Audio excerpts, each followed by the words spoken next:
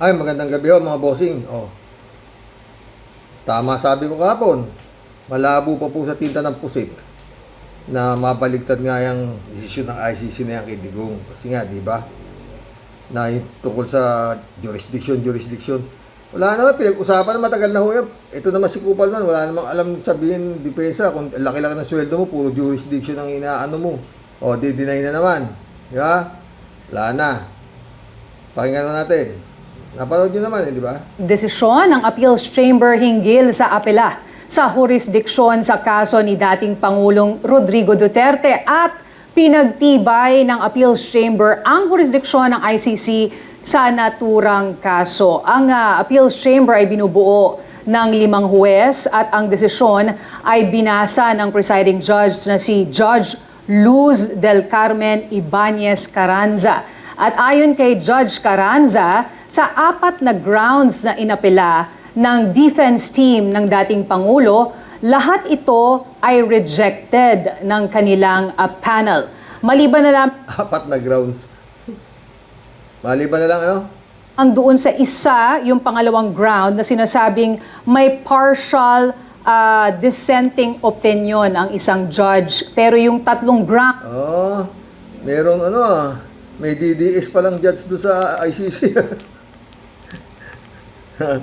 Isa lang naman siya, DDS. na inihapag ng defense team ay unanimously rejected. At kasama pa rin natin dito sa studio si Dr. or Attorney Lee Edson Yarcia. So Attorney Yarcia, your immediate reaction doon sa binasang desisyon? Actually, nung pinapakinggan natin yung desisyon, hindi tayo naman nagulat. Kasi pag binasa mo yung desisyon last year, noong October 2025 ng pre-trial chamber, sa analysis din ng academic circles, very consistent na... Sa totoo naman, hindi naman talaga kagulat-gulat yung desisyon na yan, di ba? Ang kagulat-gulat, yung sinabi ni Atty. Conti kahapon na kung sakasakaling babaligtad, ganun. Kaya sabi ko nga, di ba kahapon, sabi ko, putin, pag nabaliktad yan, sira ulo yung nagkabayaran dyan. Di ba? Sabi ko kahapon. Dahil imposible talagang mabaliktad yan. Babaliwalain na lahat dahil nga sa yung magiging mababaliktad. Parang yung Supreme Court nila dyan, binaligtad yung desisyon. Wala akong ganun. Pwede dito sa Pilipinas nangyayari yan. Pero wala talaga. Tsaka yan, dyan lumalabas. Ang sinasabing, God moves in a very mysterious way. Diba? God, di ka ba naman gago? Pag mumurahin mo yung Panginoon, hindi ka naman stupid God, kung ano-ano pagsasabi mo, gunggong, na ikaw gusto mo sa impyerno. Sa impyerno ka pupunta, yun ang gusto mo Wish granted ka, digong. Diba? Ang problema rito sa pamilya na to ngayon, puro Diyos ang laman ng bunganga nila. Ito si Sayad, kung ano-ano, sisimba, naka-video pa. Hindi lulusot sa Diyos yung mga ganyan style. Ano nangyari? Doon sa ni Sayad. Di bugbog sarado rin yung si Sayad doon sa impeachment trial niya. Di ba? Wala na ho yan. Kasi nga, lahat may hangganan. Yan ang tinatawag na karma. Maaaring tuloy-tuloy na ho yan trial nito si Digong dyan. Wala na hong paglulusutan yan. Iba gumalaw ang Panginoon di ba? Alam naman di ba? Hindi naman siguro sa iba kwento, pero kung naniniwala kasi ako sa mga nangyayaring pagkamay ng Panginoon ng gumalaw Oo, di ba? Sa 10 Commandments na lang, napaka-powerful ni Pero. Pero nanalo si Moises. Si Goliath, ang laki-laki ni Goliath. Tinalo siya ni David, bato lang ang ginamit. Eto kasi si Duterte, masyadong akala mo kasi napakagaling pamilya niya yan ang inabot ninyo. Hindi pa ho yan tapos. Marami pa hong kakalusin na ho ng Panginoon lahat yan. Kakalusin na ho lahat yan. Ang na lang, etong ang administrasyon ni PBBM. Talagang dapat gamitin mo na His Excellency ang iyong power. Nasa tama ka Nasa tama ka eh. Oh. Eh si Digong nga, nagamit niya yung power niya, maski na nasa mali siya eh. O, di ba? Tignan mo yung nangyari sa Parmali. Nag-iimbestiga si Dick Gordon sa kawalang-yaang nangyari. Mantakin mo, 600 plus thousand lang ang 620,000 ang kapital ng Parmali. Ilang bilyon yung nakuha. Binalang yan ng todo yung pandemya. Pinagkakitaan pa. O, di ba? Ngayon, ano nangyayari sa kamera? Pero meron pa rin mga ano sa kamera. Yung BIR, oo, puta. Ayaw po buksan yung box. Pakinggan nyo, ha? Taya mo na yung kay Duterte. Tapos na ho yan. Wala na ho yan lusot. Mamamatay na siya dun. Sa totoo lang. Ba, siguro, pwedeng magkaroon siya ng, kung sakasakaling, nga, mag-hunger strike siya. Yun na lang yan, wala na yan. Wala na ho talaga yan. Eh, alagang-alaga naman si Digong doon. Sabi nga ng mga anak niya, okay siya pa. Okay yung tatay ko. Alagang-alaga naman siya. Sa asa kinidnap. Di ba? Ito yung mga Duterte camp, ubus na ang baraha. Ubus na talaga yan. Wala nang yan. Trial. Sasabihin ni Kupalman dyan, puro. Wala na ho talaga yan. Karma eh. Di ba? Wala na ho talagang wala na kapag-asa si Digong. Oo. Dapat si Digong, tanggalin niya na si Kupalman. Yung binabayad niya dyan sa abugago na yan, pamigay niya na itulong niya na lang sa mga nasasalanta ng kahirapan dito sa Pilipinas. Baka sakasakaling mabawas-bawasan yung kademonyohan niya. At yun, ayun. Pero baka hindi na rin lulusot sa Panginoon eh. Hindi na eh. Mas masahol pa ho ito kay Baraba. Isang magnanakaw na nagsisi nung nakapako si Panginoong Jesus sa krus. Diba? Sabi niya, yung isang magnanakaw na gago, baka siya yun eh. Kung ikaw ang Diyos, ba't di mo isagipin niya sarili mo? Parang si Digong, di ba? Diyos, kung ako Diyos, pako mo ako sa krus? Tangina. Stupid God, sabi ni Gago. Siya nga siguro yung isang nakapako sa tabi ni Jesus. Pero yung isang magnanakaw, nagsisi sa bandang huli. Di ba? Mamatay ka na lang, sabi nung isang magnanakaw. Hindi ka pa rin magsisi. Tayo, deserve natin na nakapako tayo dito, pero itong tao na to, walang kasalanan to, ganito. Remember me when you get your kingdom, sabi niya. Today, you will be with me in paradise. Mabilis magpatawad ng Panginoon. Pero ito, paano patatawarin ng Diyos to? Siya yung isang nakapako doon sa krus. Di ba? Who is this stupid God? Sabi nung gago. Diyos, ikaw ang Diyos, ako Diyos, papako mo ko sa krus. Ganon mga daldal niya eh. Talagang ininsulto niya si Lord. Di ba? Yan ang napala mo. Di ba? Yun. Punta na ho tayo dito sa BIR, ha? Wala na ho yan. Ito ho yung sa BIR, loko-loko rin tong BIR commissioner na to. The objection of Vice Chair Jonathan Keith Flores and Congressman Zia Adyong, in that when we are prevented from asking probing questions, in the same manner, the impeachment does not give us license for unlimited discovery. And so we must take note of the objection of the BIR Commissioner that Section 270 of the National Internal Revenue Code criminalize it. Nag-o-object yung BIR Commissioner, ha? BIR Commissioner, nag-o-object siya. Ayaw niyang pabuksan yung box. Parang bumabalik tuloy sa aking kapirasong utak. Yung panahon ni Erap, yung pagbubukas ng Jose Velarde account ng envelope, brown envelope, no? Parang ganito nangyayari dito.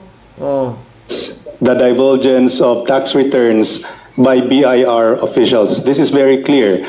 And the only exception that I can think of is the one mentioned by the commissioner. And even then, if we invoke that section, it refers to inquiries in aid of legislation, and I think that this impeachment proceeding is so far away from an inquiry in aid of legislation. Furthermore, Madam Chair, the subject or the respondent in the impeachment case is the Vice President. Attorney Manscarpio, whose tax returns we are going to expose here now, is a private citizen. He is her husband, and he is not the one who is the respondent in the impeachment case, which also brings us to Section 3 of the Data Privacy Act, which treats income tax returns as sensitive personal information, which is included in the heightened privacy protections of that statute, and it is not a shield that vanishes whenever Congress decides to take up a subpoena pen. And so, inulit ko po, Madam Chair, na hindi dapat talaga natin ilabas yung ITR ni Attorney Manscarpio dito sa hearing natin ngayon. Madam Chair. May I ask first the BIR Commissioner, if indeed the Justice Committee has no authority to open this box, then when will be the right time to see the contents of this box? Actually, Madam Chair, when we Ito, yung BIR Commissioner, mga boso. submitted the documents subject of the subpoena to the House Committee on Justice, we are very much aware as well of the requirement that the same should be in aid of legislation. And Louder, our Commissioner, premise- please. And our premise, when we submitted the documents, is that the proceedings of the committee is also in aid of legislation, given the plenary power of Congress to legislate. This is just my opinion, Madam Chair. Whatever that Teka, BIR. Ba't tayo niyo pabuksan yan? Ano meron niyang kahon na yan? Oh. Di ba karapatan ng tao na malaman kung ano nga yung ano yan? Kasi, unexplained wealth ang pinag-uusapan dito eh, di ba? Oh. Samantalang yung mga negosyanteng maliliit, nagbabayad sila ng BIR. Oh. Lantad na lantad. Ito, bakit ang laman ho ng BIR na yan, marami ho Isang kahon nga, laki ho, di ba? Oh, ba't tayo, palagi ko sasabit ito eh. Appointed rin kaya ni Digong to. Talagang lahat hawa-hawa. BIR, COA, pati itong Supreme Court, puro yan ang takbuhan nila Supreme Court eh. may be discussed here could possibly the basis of a possible amendment of, for example, the Bank Secrecy Law or of the tax code itself.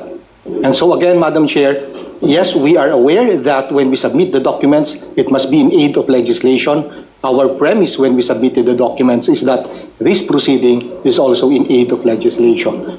Now, applying what the law expressly says, it can only be examined if the two requisites concur in aid of legislation and in an executive session. Thank you, Madam Chair. But this is not an inquiry in aid of legislation. As clearly pointed out by the members, this is entirely different proceeding. This is an impeachment Hawak-hawak ni Representative Girbig yung kahon. Talagang dapat mabuksan yan eh. Oh, ayan oh. Ayan yung kahon oh. Andyan yung laman, diyan magalaman kung gaano kayaman, kung paano lumaki, kung ang kayamanan nitong kung nagbabayad ba sila ng tax sa BIR o anong marami hong laman yan eh. Pandora's box din yan eh. Oh, di ba? Ba't tayo nila pabuksan kung wala namang makikitang masama dyan? Parang yung Jose Velarde account, di ba? Oh, hindi ko lang alam, hindi ko natapos to. Kung nagkaroon ng butuhan para i-open yung box na yan eh. proceeding. If that is the case, Madam Chair, then Section 20A will not apply. What is Section 20? The submission of pertinent information by the Commissioner to Congress. That is an exception. That is an exception, Madam Chair. Madam Chair, The Honorable Madam Chair. Terry Ridon. Madam Chair, I'd like to state that Ang galing yung Terry Ridon, mga friend. Maski basta lahat, ang dami magagaling talaga sa Kongreso. Oo. Maliban to si Marcobeta, Pangulo. Section 20, which is being stated, no? Can you state it for the record, Honorable Commissioner, please?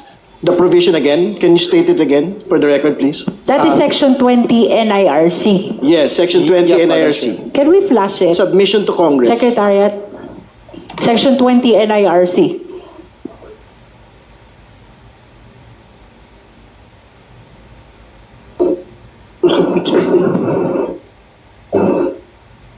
Please read it for the record, please. Restate it again, please. Yeah. Madam Section 20, letter A, submission of pertinent information to Congress. The provision of Section 270 of this code, to the contrary notwithstanding, the Commissioner shall, upon request of Congress and in aid of legislation, furnish its appropriate committee pertinent information, including but not limited to industry audits, collection performance data, status reports in criminal actions initiated against persons, and taxpayers' returns, provided, however, that any return or return information which can be associated with or otherwise identify, directly or indirectly, a particular taxpayer shall be furnished the appropriate committee of Congress only when sitting in executive session, unless such taxpayer otherwise consents in writing to such disclosure. Thank you for restating the provision. I'd like to state for the record that the subpoena given to the BIR, Madam Chair, is not a request. It is part of a compulsory process in which the BIR had complied. So my question to BIR is whether or not this particular provision actually applies to this particular submission to the impeachment proceeding. Because we are... Ano nung mga nila Congressman Ridon, no? Ba't di pa dinala rito yung kahon na yan kung ayaw nyo pabuksan? Tsaka ni Gilbix Ruistro. Ba't sinupuyan na nga sila, dali niyo yung mga dokumento, dinala, nakakahon, nakasealed. Ngayon nung bubuksan na, mihirit yung commissioner ng BIR, ayaw pabukas. Ba't di pa di ba? Talagang mga anto. Ay, naku. Ba't di pa dinala dyan? Oh. not requesting anything from the commission. We are requiring under compulsory processes of impeachment rules for the BIR to actually submit these documents of the Vice President, of Attorney Carpio and their firms to Congress. And second point, to be clear, Sinabit nila eh. Pinadadala ng Kongreso ng komite yung mga dokumento na yan. Dinala nila, ngayon ayaw nila pabuksan. Di ba? Laking kagaguhan, di ba? Di ba? Para bang dyan sa box na yan, malalaman mo kung talagang gaano kawalang niya etong mag-asawa na to. Ngayon ayaw mo pabuksan. Cuddling criminals yan. Parang obstruction of justice yan, di ba? Tama ba? when the commission actually submits it to Congress, the penalty is not on members of Congress, no? The penalty is on BIR officers, employees, no? When they make a divulgence, is that correct? So in the event that the documents are actually submitted and ultimately unsealed by this committee during impeachment proceedings, what criminal offense actually exists on the BIR officials when the persons that will actually unseal and look into the documents will not be the BIR. It will be the members of this committee, Madam Chair. I find it strange really, no? Madam Chair. Parang Ay, masama ba doon? Pinadala, sabi ng, di ba? Dalhin nyo rito, dinala. Ngayon, ayaw nyo pakita kung ano yung laman niyang kahon na yan. Oh. Si Jervix, I find it strange talaga, sabi niya. You are so near yet you're so far. Madam Chair. The BIR apparently complied with the subpoena by bringing to us the sealed box. Oh. But because of that issue of confidentiality, we cannot open the box. Madam Chair. Honorable Tino. Madam Chair, first of all, we note that the BIR themselves have a broad interpretation, which I happen to agree with regard to the meaning of in aid of legislation.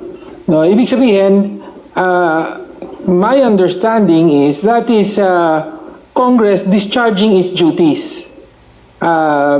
So the impeachment process in that broad sense will also be covered by in aid of legislation. Katulad nga ng nabanggit, no? There are many issues that have arisen here. Alam niyo kung si Digong ang presidente? Wala na yan. Sabihin ni Digong, huwag kayong pumunta dyan. Sagot ko kayo. Gaya nung ginawa niya sa Parmali, di ba? Anong contempt?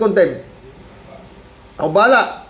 Okay, dito wala. Hindi naman nakikialam si PBBM dyan, di ba? Bahala kayo. Pati nga to si Martin, napapalaban na, di ba? O, wala siyang pakialam. Pero kay Digong noon, laking pera nung pinag-uusapan ni Lantic Gordon. Biglang eto si Digong. Kala mo kung sino ka, botyo ka, kung ano na sabi niya kay Gordon, tong si Digong nyo, di ba? Oo. Kurap ka rin naman, ganito.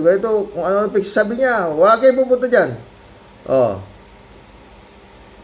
Wala nangyari, di ba? Ano nangyari sa putang ng mga nagnakaw dyan sa Parmali? Hanggang ngayon, wala pa nananagot. Ha?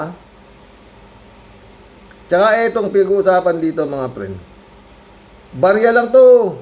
Ang dapat diinan talaga, si Pulong. Saan mo dinala yung 52 billion? 52 billion! Ang ina. Hanggang ngayon, nagbabanta pa rin yung mga gago. Pero ang galing ni Trillanes kanina, tuloy-tuloy si Senator Trillanes, ha? Which may be the subject of legislation. For example, yung mga problema sa bank secrecy law. No? Kaya nga po ang sinabi ko kanina, ang aking posisyon ay covered na ito. Pwede, for as long as the documents are inspected by this committee in executive session. No? Pero kung hindi naman, I mean, kailangan pa ba, if for example, I file a resolution in aid of legislation, which also results in the subpoena of the same documents, di pwede na. Ganun po ba ang sinasabi ng committee? No? In other words, the contents of the documents are not beyond the reach of this committee. No? And so I would subscribe to the broad interpretation of the phrase in aid of legislation, Madam Chair. We note the manifestation of the Honorable Tino. Now we recognize the Honorable Karen Lagbas. Madam Chair, there is a Latin maxim which provides expressio unius est, exclusio alterius. This means that the express mention of one thing implies the exclusion of another. It is very clear that the officials, officers, or employees of the BIR are prohibited from divulging information regarding the taxpayer or any information relative thereto. And there is only one exemption if the Congress requests in aid of legislation. And yes, Madam Chair, should we allow BIR to violate this specific prohibition, they will be subjected to penalties. Kawawa naman po sila, Madam Chair. Nag-comply naman po sila sa subpoena. They are here. They waited for more than 9 hours. Nag-comply sila and Ano ba to? DDS ba itong babae na to? Nag-comply nga sila. Ba tayo nila pabuksan yung request ng committee? Yung mga babae na to. Tapos sabi mo, kawawa yung BIR. Bakit ayaw nila pabuksan yan? Yun lang ang tanong dyan. Naku, ading. May tsura pa naman to. Oh, ganda oh, bata pa. Oh. Oh. Diba? Maawa ka sa BIR eh. Kanila ba yan? Hindi naman kanila yung kay Sara yan, saka doon sa asawa niya. Ano ba, walang makikita dyan, ba't di pabuksan yan? Di ba? Dalawa lang yan eh. Kung nabuksan yan at walang nakita, di napabor kay Sara. Ngayon kung may nakita naman, o edi, nadisgrasya na naman. Dalawa lang pupuntahan dyan eh. Pag binuksan yan, pwedeng mapabor kay Sara laman yan at saka doon sa asawa niya. Walang nakitang hindi maganda. O, ba't tayo ipabuksan? Tama ba? Ako kukunti kasi utak ko eh. Hindi ako naging abogado eh. Ito po yung box. Sana naman magiging sensitive na rin tayo by at very least complying with what is provided for by the law. That is all, Madam Chair. So when is the correct time to open the box, Commissioner? No? Talaga si Jirbix. So, kailan bubuksan tong box na to, Commissioner? Ha? Oh, because there are two requirements. Inquiry in aid and executive session. Both should be present. And assuming that the committee will decide not to open, may I just ask, when is the correct time to open the box? No. Commissioner? Lintik yung tanong ni Jirbix. Simple-simple, no? Ano kaya magiging sagot ito si Commissioner? Well, Well, if the committee says that this is not in aid of legislation, then Section 20A will not apply. And therefore, what we will do, Madam Chair, is to withdraw our submission. parang tanga oh. I-withdraw daw niya yung submission. Kukunin daw niya ulit yung box. Di ba sagot niya? Ay, nako. Tatawa si Jirbix. Madam Chair, this has been submitted already. I'd rather keep... Gago, puta. Sabi ni Jirbix, sinabit niyo na to, tapos i-withdraw niyo. Tang-inang yan talaga. Oo, pag maraming... Ay, nako. This, What do you mean withdraw your Even when it's submission? You will sealed. take this back? The box? Yes, Madam Chair, because when we submitted the documents, to be specific, Commissioner, in the event that the committee Loko-loko yung commissioner na to. Tignan mo yung mukha, oh. Gago rin, oh. Oh. I-withdrawing daw nila yung submission nila. Kukunin ulit yung box. Tartado araw-araw, ano. Kaya po.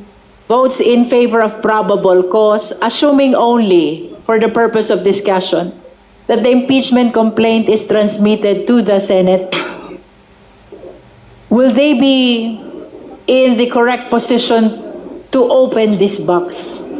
I'm referring to the senators. Well, if we go by the specific statutory exceptions, Madam Chair, an impeachment proceeding or an impeachment trial is not one. Can you speak louder, Yeah. Com? If I go by the specific statutory exceptions, Madam Chair, It's not then- part of your exception. It doesn't make mention at all of impeachment proceeding. Precisely, Madam Chair. So that is not, what I am saying is that an impeachment proceeding or Dapat sana, ginawa na lang ni Jirbix dito, ano eh. Pinagbutuhan na lang kung i-open yung kahon o hindi. Dapat may mag-ano dyan eh. Yung mag-motion na eh. Oh.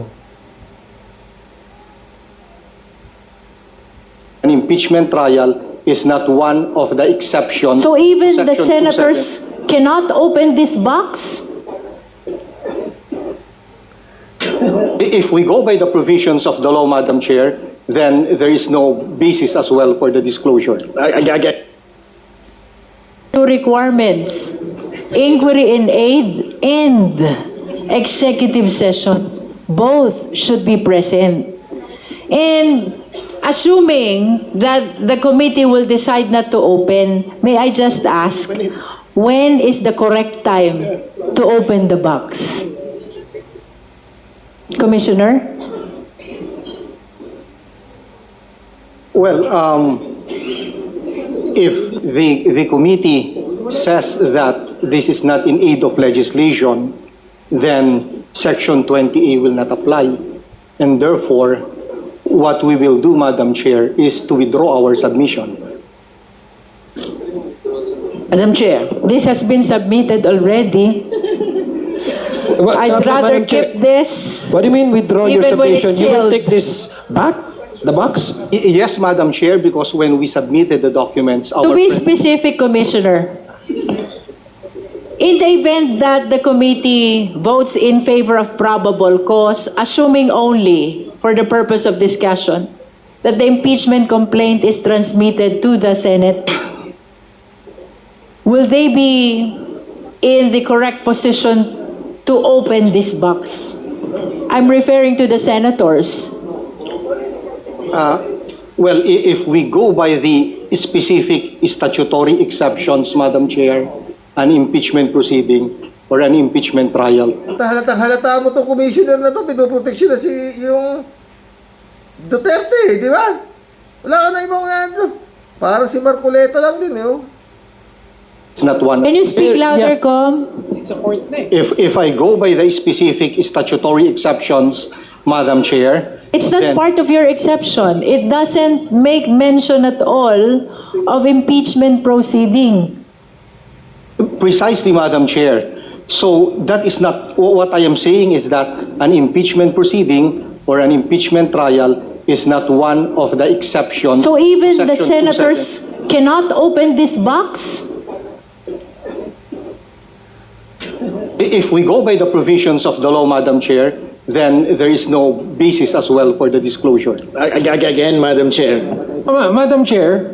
Madam Chair. Madam Chair, This is such an absurd Madam Chair. situation. The Honorable Rurik Padiernos, and then the Honorable Tino, and then the Honorable D.S. Suarez. Thank you, Madam Chair. I would ask some clarificatory questions. Is that about the box? Yes, Madam Yes. Chair. Because yung na-mention po kasi, Madam Chair, ni BIR Commissioner, this representation is in the position that impeachment proceedings is sui generis. It's a class of its own, different from yung na-mention po na in aid of legislation. So, I just wanted to again, Kaya kung minsan, mas maganda talaga nung panahon ni Marcos Sr. eh. Walang ganito kagulo eh. Sa Kongreso, pinako yata ni Marcos Sr. Pinadlak ni Marcos Sr. itong Kongreso. Tsaka Senado. Puta. Magugulo kayo. if I heard it correctly from the Commissioner, Madam Chair, if the section that was mentioned a while ago does not apply, does it mean that you you have to get the box, meaning you're not bound because wala nga pong basis ang pagbigay. So that's Tama na yan. Basta yan, impeach na yan dyan. Pag hindi yan na-impeach dyan, putang na. Ewan ko na.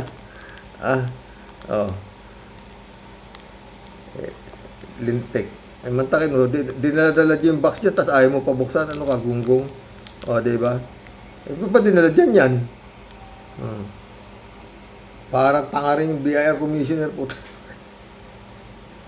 Dinala niya yung mga dokumento, pagkatapos ayaw niya ipakita, gago. Yes, magkulab na tayo. Ang klase mga... Padala dyan. Ang daming tanga. No?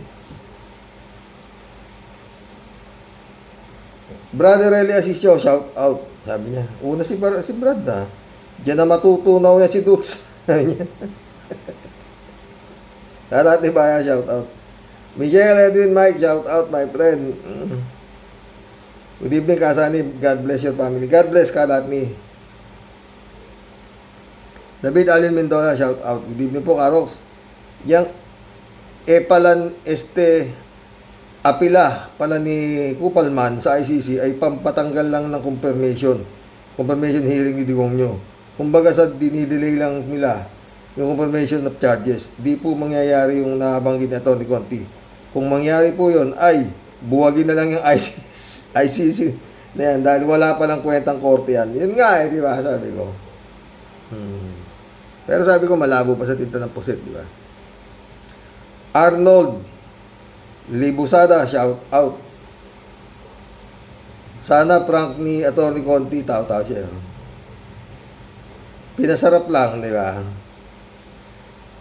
Lourdes Yang, shout out. Dapat patunayan nila na yung mga perang napunta sa kanila o ninakaw daw ay nasa tamang pinaggastusan at hindi napunta sa bunga bulsa nila o sa mga ghost project o kaya ay sa mga substandard na project. Dapat din mapatunayan na tama ang mga nasa resibo na pinagkagastusan at kung mga tuwiran ang paggastos. Totoo yun. Wala, ayaw nga sumagot eh. Rudy and Jean Minera, shout out. Maraming matutuwa, lalo na si Libayan, na sa simula pa lang, sinasabing bulok ang ICC. Totoo yun. Nanonood ka rin pala kay Libayan. Ako hindi pinapanood. Wala na ako ng gana. Elizabeth Scario, good evening, Sir Rox. Di mangyayari yun, Sir Rox. May jurisdiction pa din ang ICC dyan. At hindi mapapakawalan yan si Digong. Malabo yan. O, di ba sabi ko rin, Elizabeth, hindi yan ang ICC. Hindi ganyan ang ICC. Makikipusta ako dyan. Diretso na yan si Digong hanggang sa kanyang kamatayan. Huwag ka nang mag-alala, Sir Rox. Di ba? Natakot lang ako sa kay Conti. Si Conti nga yun, di ba? Pinasarap lang. Rodelia Alpilor, shout out. Hello po, Sir Rox. Sa totoo lang po, nakakapanghina po ng loob ang sinabi ni attorney. Di ba? Na maaaring mabaligtad ang mga pangyayari sa ICC. Lord, huwag niyo pong hayaan mangyari ang mabaligtad ang katotohanan. Kayo po ang manguna sa hari. Maghari nawa ang katotohanan. At kay Martin, Sir, natural lang po na ipagtatanggol niya sarili niya. Di ba? At naniniwala ako sa sinabi ni Lustay na si Martin at Saldico ang humawak ng pera. Ay sir, gulo na po talaga. Asa po ako na mananaig ang katotohanan. Dasal po ang sandigan natin. Ingat po and God bless po. God bless, Rodelia. Jess Portes, shout out. Di ako naniniwala dyan dahil marami pang dapat isalang at yun ay dapat maganap at mabigyan ng justice ang mga biktima. Makulit lang yung mga panig ni Duterte. Baka ma-tsambahan. Kaya ako, sigurado tuloy yan. Di ba? Tayo rin, hindi eh. Kaya na si Atty. Conti kasi, ba't ganun salita nakaka-nervyos. Librado Ludovico, blessed morning, Karox, and to warriors watching from. Talagang mapapamura ka kapag nakalusot yung kaso nito tayo. Nariyan na halos ang mabibigyan ng testigo. Motabato, Las Cañas, yung kabit niya tayo, pag nakalusot pa yung si Dutay, talagang inutil yung ICC. Sana naman, wag pahintulutan ng Panginoon Diyos, Karox, di ba?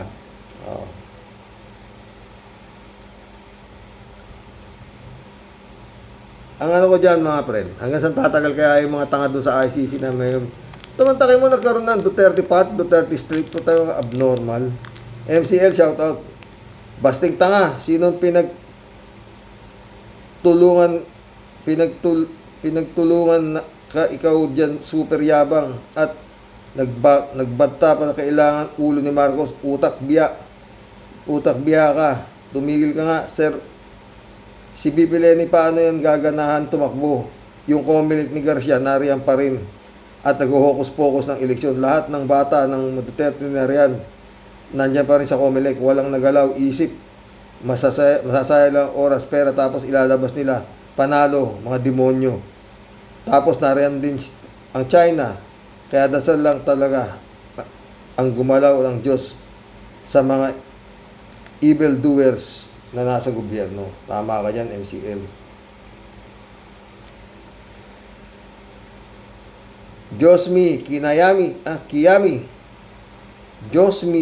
Kiyami, shout out.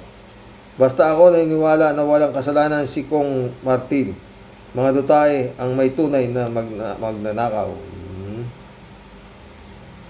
Sam AJ, shout out Karox, ni sa guni-guni sa aking palagay, hindi makakalaya si Duterte. At kung palalayain siya, pero ang kaluluwa niya sa impyerno pa rin bagsak. Totoo yan, Sam AJ. Arthur, shout out. 2 Bicolano, magkasabwat, Escudero at Saldico. O, di ba? Arthur ulit. Dapat kasi, nung ka pa nagsalita, Martin, para alam ng lahat, ikaw tuloy madidiin. O, di ba? Tama, di ba? Si Martin, ba't di ka nung panahon ni Digong nagdadaldal? Alam mo palang may nangyayaring kahayupan. Ngayon, sa kakangangak. Wala eh. Kaya ako, hindi ako niniwala kay Martin. Sa totoo lang. Arthur, dapat kung saan lugar yung may mga ghost project, yun ang tignan, o, di ba? Kagaya ng Davao. Siyadong iwas kayo sa Davao, 52 billion yan, mga friend. Shelly J. Sir, naku, hindi yan makakalabas ng dahig, Karox. Sa dami na kasalanan yan sa Pilipinas, malabo yan. Tinatarantado at binaboy niya ang pamamahala sa Pinas. Kung gagawin yan ng ICC, napakawalan ang evil diyan, lokohan na yan. Para ano pa, at may ICC. Di ba? Yung nga sabi ko Nick Kabisdak Vlog, shout out. Chupista Bunao. Good morning po kuya at sa mga ka-warriors. Lord Jesus Christ, nawa walang mangyari na mapawalang bisa pa ang mga kaso ni Tanda. Naku po, pag nagkataon, maghahalo ang balat sa tinalupan. Totoo. Chupista ulit Anong worldwide, anong para sa sambayan ng Pilipino? Kailan ba kayo nagmalasakit sa sambayan ng Pilipino? Ang sabihin mo, para lang sa kapakanan ninyo. Budol pamor. Diba? Chupista ulit Maraming salamat po kuya sa pagbabasa po ng mga comments namin. Lalo na po sa mga comments ko. Kung minsan marami pa para lang po sa kaalaman po ninyo. Nakakatulong po ang vlog mo po kuya sa nararamdaman kong lungkot sa nangyayaring hati-hati ng mga paniniwala sa bayan ng Pilipino. Thank you po, mabuhay ka po kuya at sa mga ka-warriors. Amen. Mabuhay, Chupista Bunao. Pastor Jun Lagon, my friend, shout out. 3JCO po. Alam mo, Sir Rox, ito naman. Ang devil ay talagang lumalaban ng husto para sa kanyang mga kampon ng kadiliman. Pero meron bang uubra sa ating Panginoon Diyos? Who could be against us when God is with us? Yun Magtiwala ka lang, Sir Rox. Ako buong pusong nananalig sa ating Panginoon Diyos na siya ang gagalaw para mabigyan ng katarungan ang mga pinatay ni Digong. Patuloy tayong mananalangin, mga Karoki Warriors, para ang masama ay hindi magtagumpay. Magtiwala tayo sa Diyos. Diba? Alam mo, 3JC itong ICC na ito, mabait ito. Kung sakasakali bang paparusahan si Digong at siya ay magi-guilty beyond reasonable doubt, papayag ka ba, 3JC Hope, na ang parusa kay Digong kagaya ng sabi ng mga kapulisan, di ba sabi 30,000, 20,000 ang namatay nung war on drugs ni Digong, di ba? Ayon sa mga kapulisan, 6,000 lang naman daw ang nakarecord sa kanila. 6,000 lang. Kung 6,000 ang magiging sentensya ni Digong 10 buwan kada isang patay. Mga tao na yun, di ba, 3J Show? Di 10 months time is 6,000 lives. Di ba? Payag ka na ba noon, 3J Show? Tasagot ka sigurado bukas yan. Kada napatay nung panahon ni Digong na sinasabing nakarecord sa kapulisan na 6,000 lang, 10 buwan kada isang buhay ang parusa ni Digong sa ICC. 10 buwan, di ba? Austihin natin 1 taon. Napakaluwag ng parusa yan.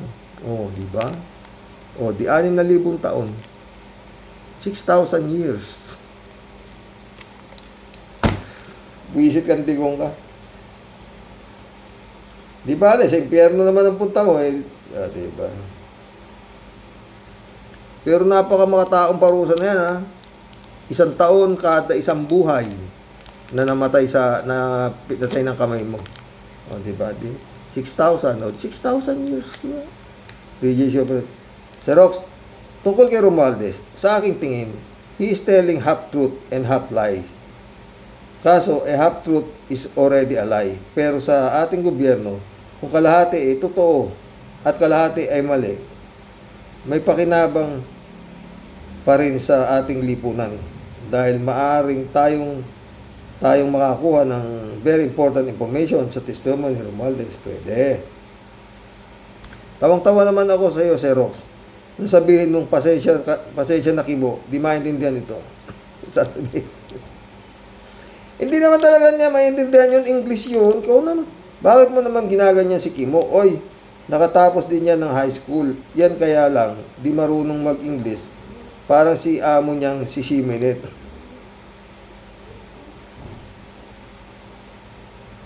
JC Hope ulit, oh. Paano yan? Paano kaya yan? Sangkot si Quezon di Bola dyan sa anomalya. Baka i-divorce ni Hart si Quezon. Madadamay pa ang magandang pangalan ni Hart dyan, ha? Anyway, hindi lang halatang guilty si Quezon. Guilty is Quezon. Aminado naman siyang tumanggap siya ng donation na kanyang campaign last 2022. Tama ba ang year ko, Sir Rox? Kaya tama si Romualdez. Nadamay talaga si Quezon. Kita mo naman ang ugali niya, di ba? Di marunong makaintindi ng portrait. Ayan, siya ngayon ang mapo-portrait. Di ba? Alam mo talaga yung mga yan? Oo. Kala nila wala nang katapusan, eh. Brent Shervin Sapeda, shout out. Annalisa Apolinar, Christiansen, July 7, Alcantara, shout out sa inyo mga friend, ha? Lusartan Pamor, Sir Rox. Magtiwala na lang po tayo kay Lord Sir Rox na siya na lang po ang bahala sa lahat po ng mga dapat pong maganap. Oo. Nananalig po ako na siya po ang gagalaw at kukontrol po sa lahat, Sir Rox. O sinabi ba? Di siya po mahayaan na tayo po tuluyan na pong mapailalim sa mga satanas at talimaw. Grabe po ang pinagdaanan nating pagdurusa at paghihirap sa kuko ng itim na agila na malabuhayang hagum kung magnakaw po at lumamon ng salapi ng kaban ng bayan. God moves in a very mysterious way po, Sir Rox. Kaya po sila nasa sitwasyon po na ngayon, ganyan. Ang problema lang po talaga, Sir Rox, hindi po sila talaga tinatabla ng hiya. Hindi nila alam ang spelling ng hiya. Ano ka ba? Sa sobrang kakapal na po ng kanilang mga pagmumuka, isipin mo, Sir Rox, paano po sila nakakatulog at nakakain ng maayos sa sobrang pangungutya at batikos po na inaabot po nila kaliwat kanan? Kung iba-iba po siguro nangyari ganyan. Baka po, sa iba pa po, baka nagbigti na lang o naglaso na lang. Sila sobrang kahiyan po. Hindi nga sila tinatablan, friend. Sila ay kahihiyan proof, ha? Kaya po ako talaga believe na sa tibay ng mga sikmura, grabing kapal po ng mga pagmumukha ng pamilyang Halimaw. Sa ngayon po, Sir Rox, kanya-kanya pong depensa at labasan ng pangontra ang mga sangkot sa pinakamalaking nakawan sa kasaysayan, Sir Rox. Ang ugat po ng lahat, ano pa po ba, Sir Rox? Kwarta-kwarta. Ang tunay na salarin. Kaya ang mga Judas ay pilit pong naghuhugas ng kanyang kamay. Patalbugan sa husay ng palusot at depensa. Merong boy lamon, boy ngasa, boy tato, boy kilay, boy dila, boy tago, boy pitik, boy kalas, boy ngiwi. Grabe po, Sir Rox, puro po mga kawatan ang mga pinutukan po ng lintik. Si Boy Blackjack, ano naman kaya paandar nitong aming si Boy Angas? Naglalagablab ang init daw sa tag-init. Kaya tayo daw, Sir Rox, sa pangako ay kumapit. Malaking buhaya, siguradong mabibingwit. Sorry na lang sa DD shit, Mula ka na naman, Tia Deli.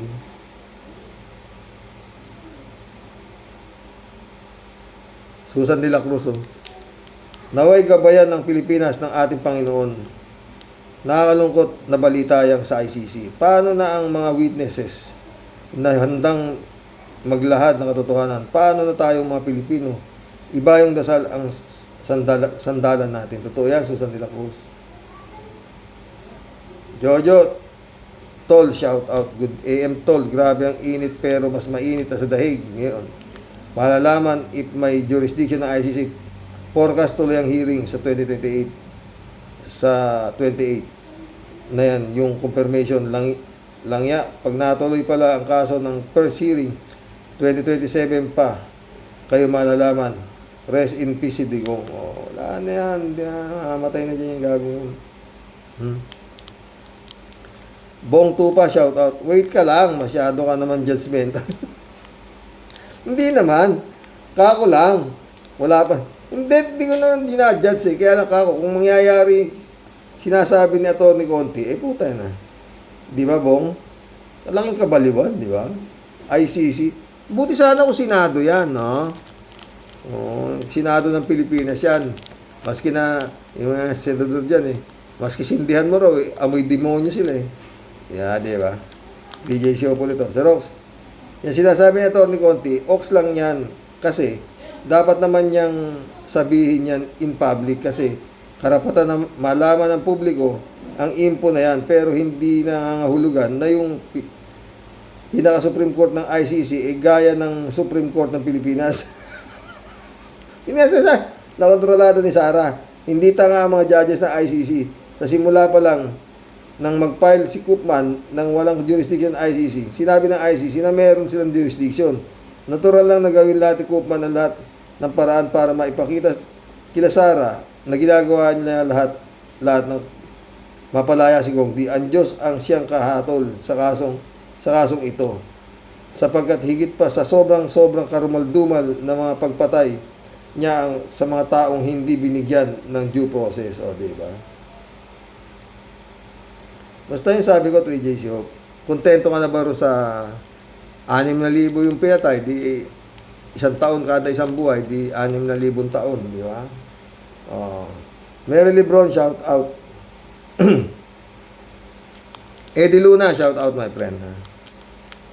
3J Hope, Sir Rox, tao ta. Butata na naman si Paulo Marcoleta kay Kong Luistro. Ipara-paste ko lang. Marcoleta, bakit po Madam Chair na wala pong sagot sa tanong ko? Hindi ko na pinamahal dyan eh. Ikaw na. Sabi ni Luistro, di ka naman kasi member ng komite. Tanong ka ng tanong, Marcoleta. Alam naman niyang di siya papatulan ni Kong Luistro. Buti ka, Parang tanga lang din eh, no? Kapal din ang mukha nun eh, no? Maril Pabianak, shout out, What a long day, but a meaningful.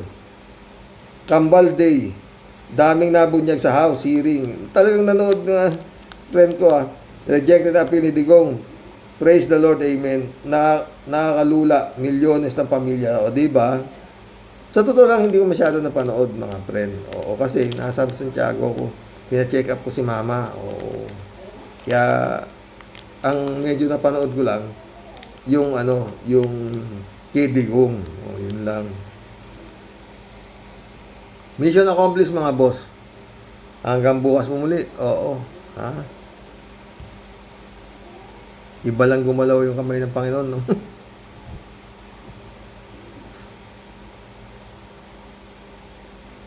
Yung mahilig ko ngayon. Lalo ho yung Ben-Hur. Ang ganda nung pelikula ng Ben-Hur. Hanggang bukas po muli, mga boss. Lord, salamat po. Kala ko mananalo yung demonyo. Deny. Pero yung BIR, ano ba yan? BIR? Puta. Hindi na kayo nahihiya. Good night. God bless.